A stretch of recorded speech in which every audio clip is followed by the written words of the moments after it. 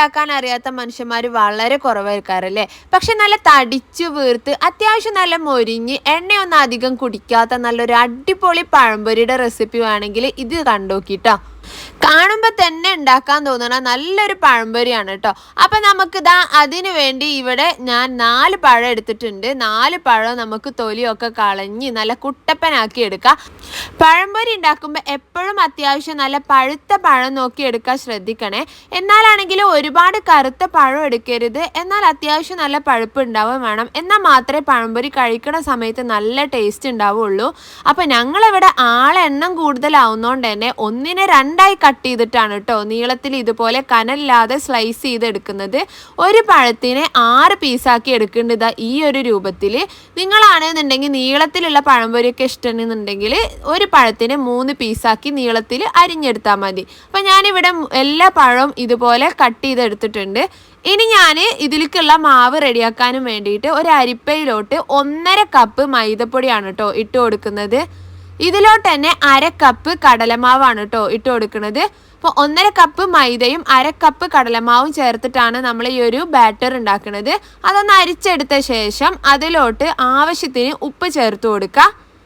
പിന്നെ ഇതിലോട്ട് 2 ടീസ്പൂൺ പഞ്ചസാര ചേർത്ത് കൊടുക്കുക. 2 ഇനി അതിൽ കൂടുതൽ നല്ല മധുരം വേണ്ടവർക്ക് അതിനനുസരിച്ചും പഞ്ചസാര ചേർക്കാം കേട്ടോ. ഞാൻ എൻ്റെ ഒരു പാകത്തിനാണ് കേട്ടോ ചേർത്ത് കൊടുത്തിട്ടുള്ളത്. ഈ ഒരു അളവിലേക്ക് 2 ടീസ്പൂൺ തന്നെ ഇഷ്ടം പോലെയാണ്. കൂടുതൽ മധുരം വേണ്ടവർക്ക് പിന്നെ ചേർക്കാമെന്ന് മാത്രം.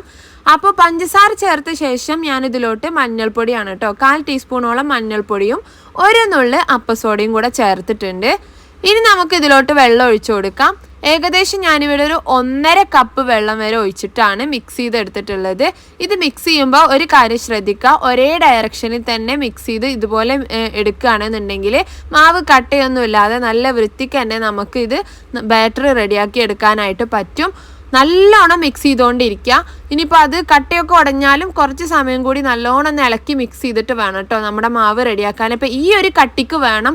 ഒരുപാട് ലൂസായിട്ടുണ്ടെങ്കിൽ മാവ് നല്ല പൊതിഞ്ഞിരിക്കൂല പഴത്തിൽ. ഇപ്പോൾ നല്ലൊരു കട്ടിയിൽ, എന്നാൽ ഒരുപാട് അങ്ങ് കട്ടി കൂടുകയും ചെയ്യരുത്. എന്നിട്ട് നമുക്ക് ഓരോ പഴമായിട്ട് നന്നായി അതിലൊന്ന് കവർ ചെയ്ത് മുക്കിയെടുത്ത് നല്ല തിളച്ച എണ്ണയിൽ വേണം ഇട്ട് കൊടുക്കാൻ. ഇട്ട ഉടനെ തന്നെ ഇളക്കുകയും ചെയ്യരുത്. കുറച്ച് സമയം ഒന്ന് ഒരു സൈഡ് മൊരിയാൻ വേണ്ടിയിട്ട് വെയിറ്റ് ചെയ്യുക. ഒരു സൈഡ് മൊരിയും നല്ലോണം വീർത്ത് വരികയും ചെയ്യുന്ന സമയത്ത് നമുക്ക് മറിച്ചിട്ട് കൊടുക്കാം. അങ്ങനെ 2 സൈഡും നല്ല വീർത്ത് നല്ല ക്രിസ്പി ആവുന്ന സമയത്ത് നമുക്കിത് കോരി മാറ്റാം. ഇത്രയേ ഉള്ളൂ. നല്ല സിമ്പിളായിട്ടും നല്ല ടേസ്റ്റി ആയിട്ടുള്ള ഒരു അടിപൊളി പഴംപൊരിയുടെ റെസിപ്പി എല്ലാവരും ഒന്ന് ട്രൈ ചെയ്ത് നോക്കുക. ഇഷ്ടപ്പെട്ടാൽ നമ്മുടെ പേജ് ഫോളോ ചെയ്യാനും നമ്മുടെ ഈ ഒരു വീഡിയോക്ക് ലൈക്ക് തരാനും കമൻറ്റ് ചെയ്യാനും ഒന്നും മറക്കരുത്. അപ്പോൾ നമുക്ക് അടുത്ത നല്ലൊരു വീഡിയോ ആയിട്ട് കാണാം ഇൻഷാ അല്ലാ. Thank you.